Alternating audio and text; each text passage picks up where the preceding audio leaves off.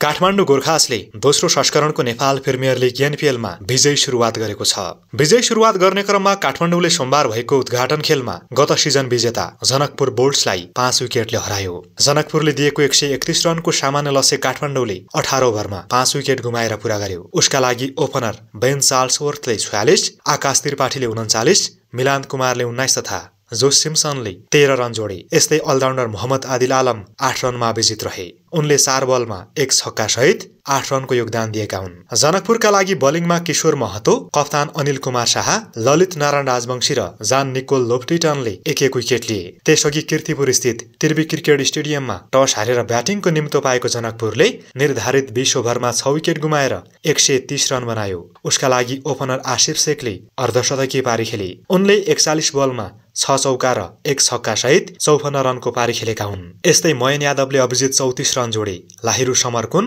15 रनमा आउट भए। बाँकी ब्याटरले भने दोहोरो अङ्कमा समेत रन बनाउन सकेनन्। काठमाडौँ गोर्खासका लागि मिलान कुमारले 4 ओभरमा 15 रन दिएर सर्वाधिक 3 विकेट लिए। अलराउन्ड प्रदर्शन गरेका उनी प्लेयर अफ द म्याच घोषित भए।